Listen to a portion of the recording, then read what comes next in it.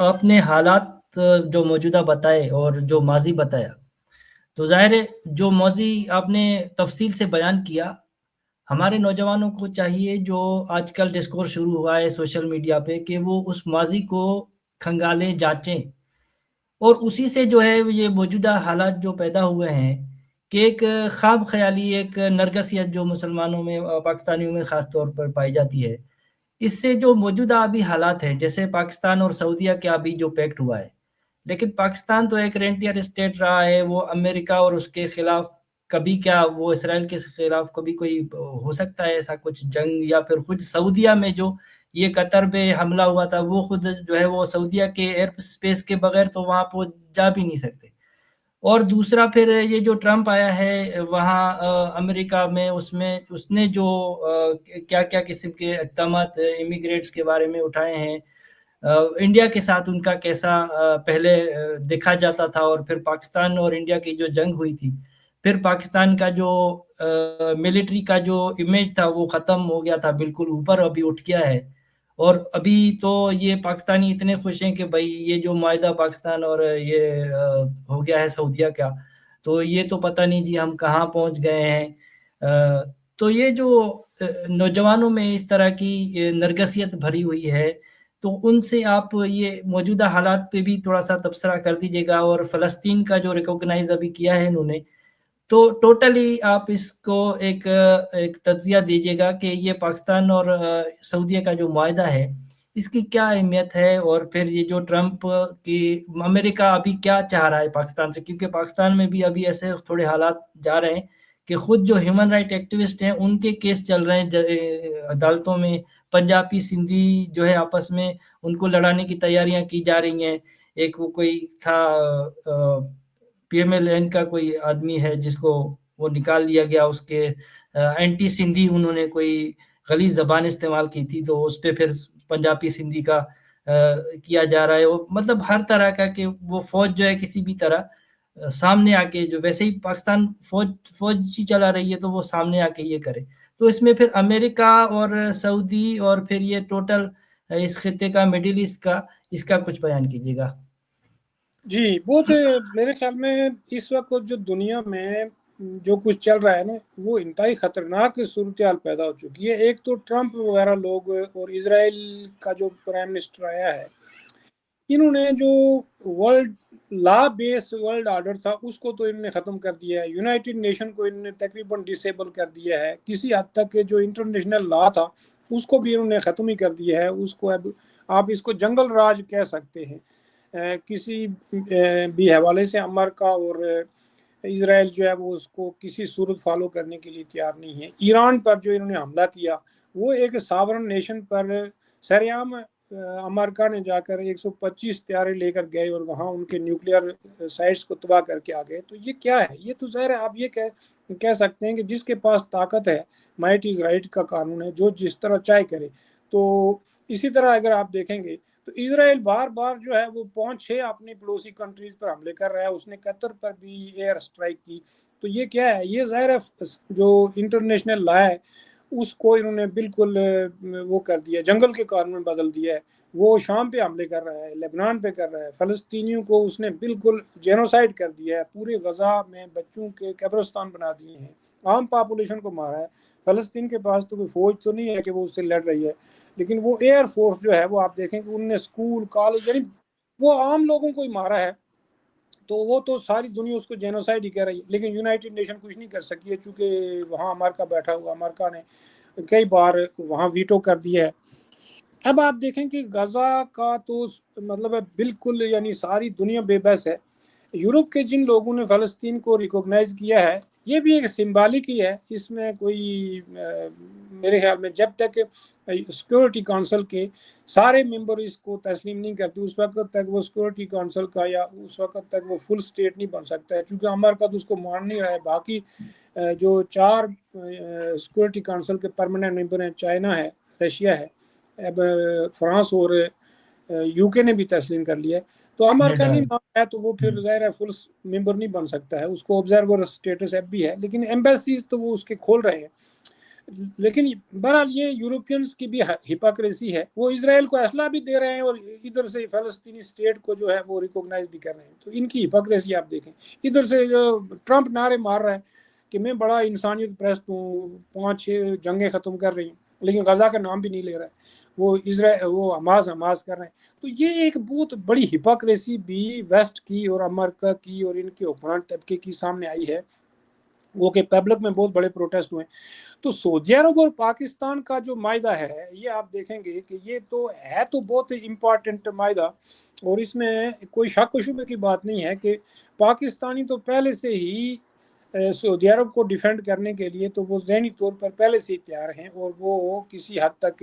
اس چیز کی حمایت کر رہے ہیں، اور پاکستانی فوج کو سعودی عرب کے ساتھ ڈیفینس پیک کرنے کے لیے فلی سپورٹ حاصل ہے۔ اور عام پاپولیشن کا ذہن تو آپ کو پتہ ہے کہ بالکل ہی عرب پرست بنایا ہوا ہے، آپ عربوں کے لیے چاڑو بھی دیں گے تو وہ آپ کے لیے پاکستانی عوام کے سامنے وہ قابل فخر بات ہی ہوگی۔ تو اگر آپ ان کو ڈیفینڈ کرنے کے لیے جائیں گے تو وہ تو ہولی سائٹ ہے، ہولی کنٹری ہے ہمارے لیے، تو وہ مقدس حجاز کی سرزمین تو وہ مقدس ہے، اس کے لیے تو اقبال جیسے لوگوں نے بڑی بڑی نظمیں لکھ رکھی ہیں۔ تو میرا خیال ہے کہ یہ تو پاکستانی عوام کے لیے بھی پاکستانی فوج ایک فخریہ کام کر رہی ہے، اور یہ کہنا کہ وہ اسرائیل کے خلاف کچھ ہے، میرے خیال میں یہ بالکل جھوٹ ہے، اس میں امریکہ کا ہی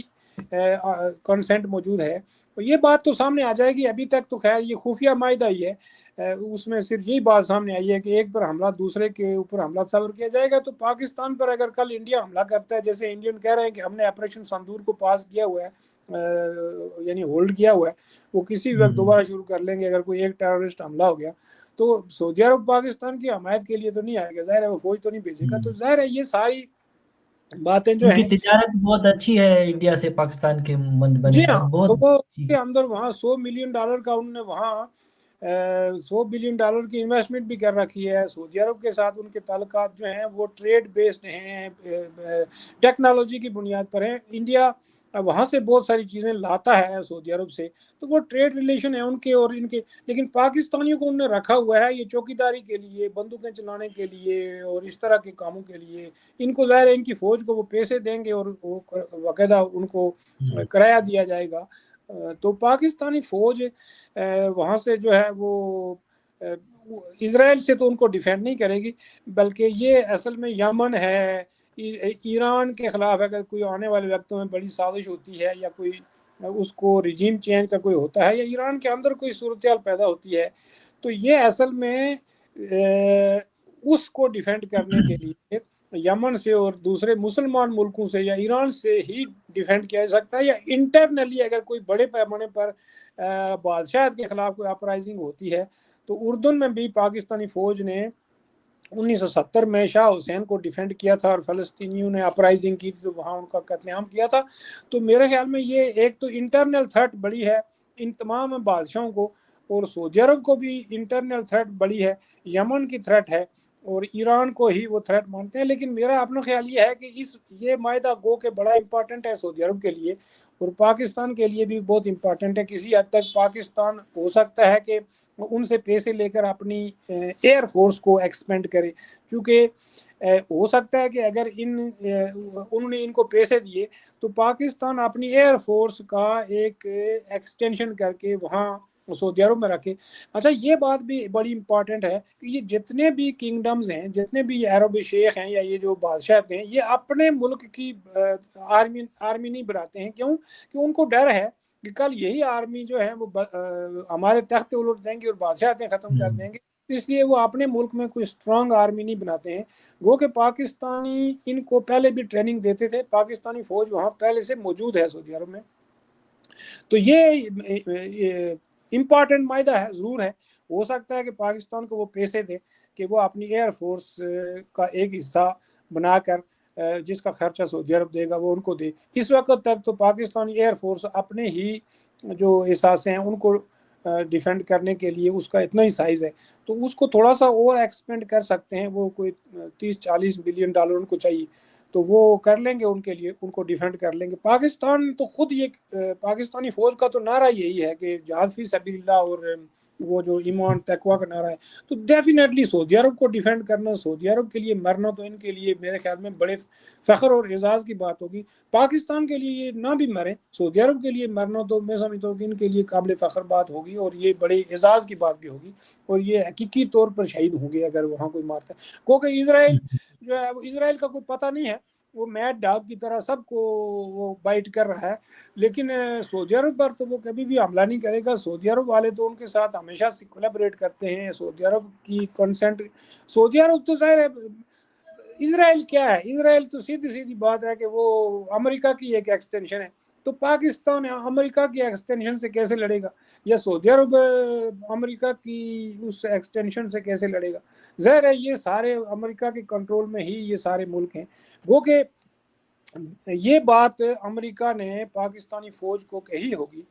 کہ ہم ان کو انٹرنلی اور ایکسٹرنل، ذرا ان کو اسرائیل کی تھریٹ ہی نہیں ہے، تو کوئی اگر ان کو ایسی تھریٹ بن جائے، وہ ڈرتے تو ہیں، تو یہ آپ ان کو ڈیفینڈ کرو۔ یہ پاکستان کی فوج کبھی بھی امریکہ کی مرضی کے خلاف کوئی کام نہیں کرتی ہے، اور یہ پاکستانی ریاست ہی گیریزن اسٹیٹ ہے، ابھی تو یہ امریکہ کی وجہ سے ہی گیریزن اسٹیٹ ہے، کیونکہ خرچہ تو یہ دیتے رہے۔ تو میرا اپنا خیال یہ ہے کہ سعودیہ اور پاکستان کا جو معاہدہ ہے یہ امریکہ کی مرضی سے ہوا ہوگا، اور اس کے پیچھے امریکہ ہی ہوگا، یہ پکی بات ہے، کیونکہ یہ دونوں ملک تو امریکہ کے لیے ہی کام کرتے رہے ہیں۔ اور جتنا آج دنیا میں مذہب کے نام پر یا اسلام کے نام پر ٹیررزم ہو رہا ہے یا فتنہ فساد ہو رہا ہے، اس میں امریکہ اور پاکستان اور سعودی عرب کا ہی ہاتھ ہے، تو اس میں تو کوئی جھوٹ نہیں ہے۔ تو اب یہ سب سے پہلے تو انہوں نے یہ مانسٹر کھڑی کی، پھر اب اس کے خلاف یہ تینوں مل کے لڑنے کا بھی ڈھونگ کرتے رہے اور بہت سارے لوگ مار دیے۔ تو ٹرمپ نے ابھی یہ بھی دھمکی دی ہے کہ وہ افغانستان پر دوبارہ حملہ کریں گے، پاکستان ان کو اپنی ایئر بیس دے دے اور پاکستان سے ہو کر وہ دوبارہ افغانستان پر حملہ کریں گے، اور وہ بیگرام ایئر بیس لینے کے لیے۔ تو یہ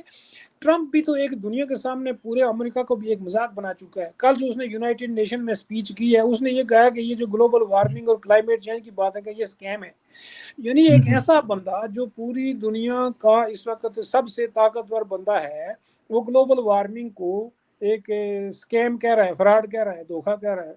تو آپ خود اندازہ لگا لیں کہ ایسا بندہ ایک ایسی بڑی طاقت کو لیڈ کر رہا ہے، تو یہ کل کچھ بھی کر سکتا ہے۔ ایسے دماغ والے بندے سے آپ کیا ایکسپیکٹ کرتے ہیں کہ وہ کل کیا کر لے؟ اور جس طرح اس نے کہا ہے کہ یورپ کو کہا ہے کہ یہ کسی بھی لحاظ سے آپ جو یورپین لوگوں نے یہ جو امیگریشن کا کام کیا ہے، دیکھیں وہ جھوٹ کتنے بولتا ہے، کہتا ہے کہ امریکہ میں بائیڈن کے دور میں 2.5 کروڑ جو ہے، یعنی 25 ملین لوگ جو ہے وہ انلیگل امیگرینٹ امریکہ میں آ گئے، جبکہ یہ بہت بڑا جھوٹ بولا ہے پوری دنیا کے سامنے۔ وہ 3-4 ملین، میرے خیال میں 4 ملین 4.5 ملین کے قریب ضرور تھے، یعنی 40-45 لاکھ انلیگل امیگرینٹ یہاں آ گئے تھے، لیکن اس نے اس کو 2.5 کروڑ بنا دیا۔ تو وہ یورپینز کو بھی یہ کہہ رہا ہے کہ آپ امیگریشن روک دیں، اور یہ لوگ شریعت نافذ کرنے کے لیے آ رہے ہیں مسلمان، گو کہ مسلمانوں کی اپنی حالت بھی آپ دیکھ لیں کہ یہاں برقعے پہن کے عورتیں پھرتی ہیں، اور وہ اپنا کلچر اپنے مذہب کے لیے وہاں یہاں کے سماج جنہوں نے صدیوں کی سٹرگل سے اس قدیم زمانے کی سوچ، فکر، پہناوے، کلچر، فیوڈل جو سسٹم تھے اس سے نجات حاصل کی، اور یہ آ کر یہاں پھر وہی کچھ کرنے لگے ہیں جو یہ اس کو مذہب کہتے ہیں، لیکن ان کو تو پتہ ہے کہ یہ سارا سوشل، یہ جو سارا جو بیہیویئر ہے، پہناوے ہیں، یہ تو 300-400 سال پہلے فیوڈل دور کے پہناوے ہیں۔ پردے وغیرہ جو لوگ کراتے تھے، یہ تو فیوڈل دور میں ہی عورتوں کو پردے میں رکھتے تھے۔ سنتی دور میں تو پردے نہیں ہوتے ہیں، کیونکہ آج کے دور میں تو عورت سے اتنا ہی کام لیا جاتا ہے، افرادی قوت چاہیے ان کو، تو یہاں تو پردے نہیں ہو سکتے ہیں۔ تو یہ دیکھتے ہیں کہ یہاں عورتیں برقعے پہن کے پھرتی ہیں، مرد جو ہیں وہ بڑے بڑے چولے پہن کے پھرتے ہیں سڑکوں کے اوپر، تو یہ ان کے ذہن میں سب سے پہلا آئیڈیا آتا ہے وہ یہ کہ یہ لوگ تو کام کرنے نہیں آتے ہیں، یہ ہمارے ملک کے پیسے کھانے آتے ہیں، تو یہ تو ہماری اکانومی پر بوجھ ہے۔ ظاہر ہے ایسے پہناوے، برقع پہن کر آپ لپیٹ کے آپ کوئی کام کے لیے تو جائیں گے، تو آپ کو تو کوئی نوکری تو نہیں دے گا ان ملکوں میں۔ تو یہ ایک مسئلہ ہے یہاں، جو اسلامک ویلیوز ہیں یا جو فیوڈل قبائلی ویلیوز ہیں، وہ ان جو انڈسٹریل سوسائٹیز ہیں ان کے ساتھ کلیش کر رہی ہیں۔ تو یہاں لوگوں کے اندر خوف بھی بڑھ رہا ہے، وہ جس کو یہ اسلاموفوبیا کہتے ہیں. تو اگر آپ نے اسلاموفوبیا ختم کرنا ہے تو آپ ان کے کلچر میں، ان کے ملک میں آپ خود آئے ہیں اپنی روزی روٹی کے لیے، تو آپ ان کا کلچر اڈاپٹ کریں، ان کی طرح رہیں. بے شک آپ اپنے مذہب کی پریکٹس کو یا آپ کو یہ روکتے تو نہیں ہیں، نہ ہی آپ کے عقائد کے عقیدے کے یہ خلاف ہیں، لیکن یہ جو کچھ آپ کر رہے ہیں عقیدے کے نام پہ کر رہے ہیں تو اس کو تو یہ اپوز کریں گے، کیونکہ یہ تو فیوڈل اور قبائلی کلچر کو آپ پروموٹ کر رہے ہیں. پھر لوگوں کو سڑکوں پہ روک کر انگلینڈ میں وہ جو تبلیغ کرتے ہیں، وہ دیکھیے ویڈیو آپ نے، وہ لوگوں جی کو ہاں بڑی جی والے عربی لباس پہن کے وہ آپ صحرائی لوگوں کو تعلیم دیتے ہیں. تو یہ مسلمانوں کے لیے یہ چیزیں کیوں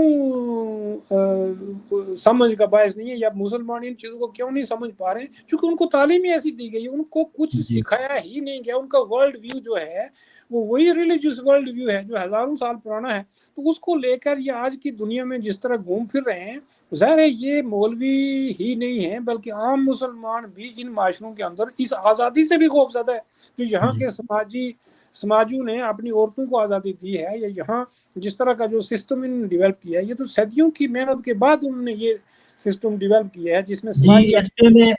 ایڈ کر دوں کہ مولوی وہاں جا کے شراب خانوں کو بند کرا رہے ہیں، اور ایگزیکٹلی عورتوں کو کہتے ہیں کہ آپ اس طرح کے کپڑے نہ پہنیں، یہ صحیح نہیں ہے. اور پھر جو مسلمان ہیں وہاں پہ وہ اپنی بچیوں کو جو ہے پاکستان لے آ کے پھر جو ہے ان کو اپنی مرضی بالکل. سے زندگی نہیں جینے دینا، یا یہ سب جو ہے.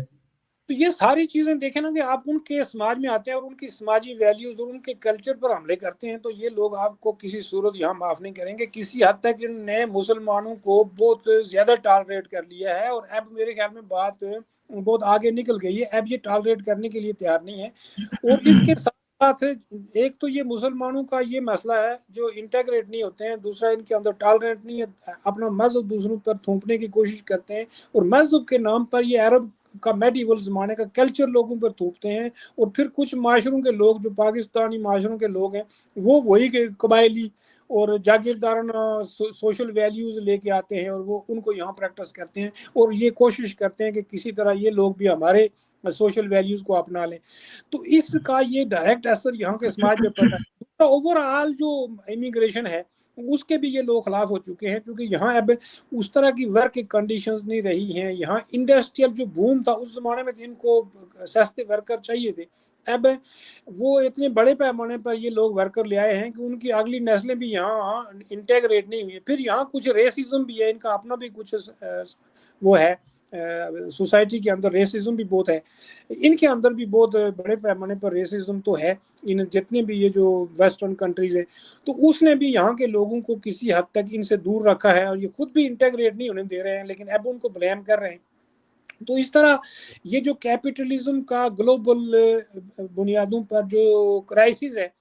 اس کو بھی یہ چھپانے کے لیے، یا اس کے اندر جو خرابیاں پیدا ہو گئی ہیں اب گلوبل وارمنگ اور کلائمیٹ چینج کی وجہ سے، جو اس سسٹم کو اگر یہ ٹرانسفارم کر دیتے ہیں، کلین انرجی لے آتے ہیں، سب کچھ لے آتے ہیں، تو اس میں پرافٹ نہیں ہے. تو یہ تو نیچر کو ایکسپلائٹ کر کے ہی بڑے پیمانے پر پیسہ بنایا ہے انہوں نے. اور آج ارب پتی کھرب پتی یہ جو لوگ بنے ہوئے ہیں، بڑی بڑی ملٹی نیشنل کمپنیز کھڑی کر دی ہیں، تو ظاہر ہے یہ نیچر کو ایکسپلائٹ کر کے کیا. تو اب یہ اگر اس کو ختم کرتے ہیں تو ان کا پرافٹ ہی ختم ہو جاتا ہے. تو اس کا بھی ایک بہت بڑا چیلنج ہے، اس کو یہ موڑ رہے ہیں دوسری طرف. تو یہ یاد رکھیں کہ یہ بھی کوئی معصوم سوسائٹیز نہیں ہیں، یا یہ بھی کوئی اس طرح کے معصوم نہیں ہیں جس طرح کے یہ بننے کی کوشش کر رہے ہیں. ان کے اندر بھی بڑی خرابیاں ہیں. لیکن چلو یہ ہمیں تو ان معاشروں کے اندر جو ہے وہ دعوت نامہ دے کر تو نہیں لائے، ہم خود ہی وہاں سے بھاگ کر یہاں آئے. تو وہ کہ اوور آل جو ان معاشروں کے اندر جو اچھائیاں ہیں، جو چیزیں جائز ہیں، ان کو تو ہمیں اڈاپٹ کرنا چاہیے، اور ان کے ساتھ تو ہمیں بلا کولیبریٹ کرنا چاہیے، اور ان معاشروں کا حصہ بن کے رہنا چاہیے، اور یہاں کا ہی اسٹیک ہولڈر بننا چاہیے. جی جی بالکل، آپ نے بہت تفصیل سے موجودہ حالات اور بہت جو ہے دلچسپ بنتے جا رہے ہیں حالات. اس پروگرام کو ہم انشاءاللہ کوئی 2-3 حصوں میں کریں گے تاکہ لوگ جو ہے سن سکیں. اور آخر میں اگر آپ کچھ بولنا چاہیں، انڈیا، پاکستان اور چین اگر موجودہ حالات کے تناظر میں کیا کر سکتے ہیں، کیا اقدامات اٹھا سکتے ہیں؟ یہ بہت میرے خیال میں بڑا امپورٹنٹ ہے کہ انڈیا نے جس طرح ایک پہلے بڑی کوشش کی کہ وہ ان کے نیچے अमेरिका के नीचे लगने की कोशिश की, इनसे फ़ायदे पूरे उठाने की कोशिश की, इनका स्ट्रेटजिक पार्टनर बनने की कोशिश की, लेकिन जो अमेरिका उनसे चाहता है कि वो चीन के ख़िलाफ़ हमारे लिए मददगार बने, तो वो तो इंडिया नहीं कर सकेगा, क्योंकि इंडिया के अंदर ना तो वो कैपेसिटी है और ना ही वो चीन के ख़िलाफ़ कोई बड़ी जंग लड़ सकता है अमेरिका के बिहाफ पर, और ना ही इंडियन सोसाइटी या इंडिया की जो डेमोक्रेटिक सोसाइटी जब तक मौजूद है वो इंडिया को ऐसा करने देंगे। इंडिया के अंदर कोई भी गवर्नमेंट होगी वो कभी भी इस तरह की, यानी ब्लंटली जिस तरह पाकिस्तान इस्तेमाल होता रहा है अमेरिकी मफादात के लिए, वो इंडिया को इस्तेमाल नहीं कर सकते हैं, और उनके लिए पॉसिबिलिटी कोई भी गवर्नमेंट होगी उसके लिए ना होने के बराबर पॉसिबिलिटी है। तो असल में ये तो पक्की बात है कि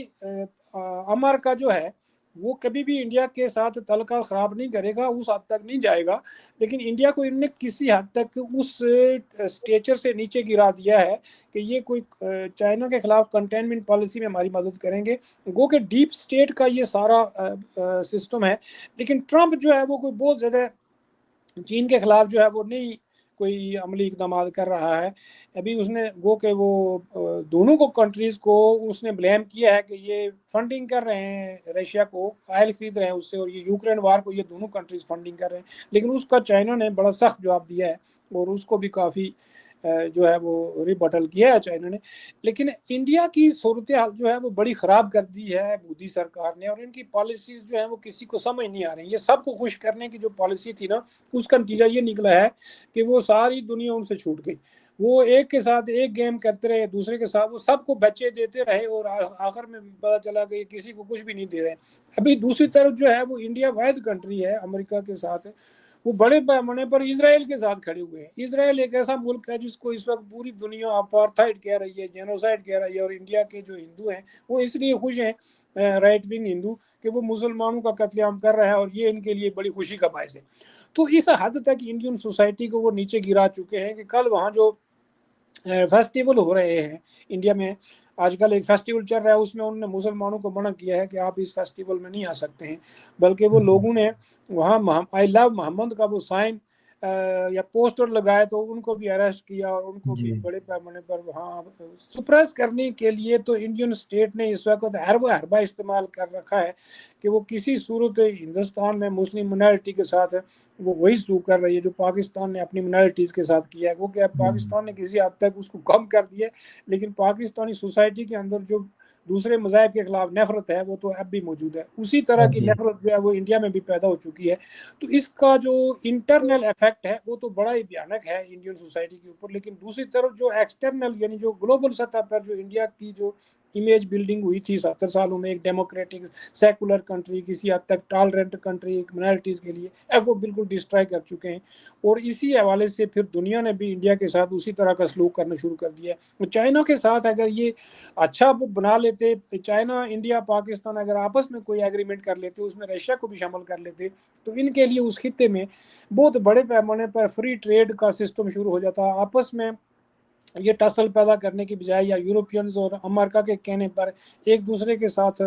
टसल पैदा करने की बजाय, ट्रेड वार करने के बजाय या दूसरी जंग करने के बजाय बेहतर ये था कि ये सारे डिस्प्यूट ख़त्म करके एक दूसरे के साथ कोई एग्रीमेंट कर लेते, तो इसका इस पूरे खित्ते को बड़ा फ़ायदा होता। हिंदुस्तान पाकिस्तान तो जितना मर्जी लड़ लें, इनको अब लड़ने का नुकसान ही नुकसान है, और ये अपनी तबाही के अलावा कुछ भी नहीं कर रहे हैं। पाकिस्तान को तो अब चाहिए कि वो ना सिर्फ हिंदुस्तान के साथ तल्लुकात बेहतर करे, बल्कि 100% नॉर्मलाइजेशन करके इस पार्टीशन को भी ब्रिज करने की कोशिश करे। वरना इस वक्त जो अमेरिका कोशिश कर रहा है वो हर हाल में, अमेरिका जो है वो चाइना को कंटेन करने की पॉलिसी पर अमल कर रहा है, और उसमें पाकिस्तान पर भी प्रेशर बहुत पड़ेगा बाद में आने वाले वक्तों में।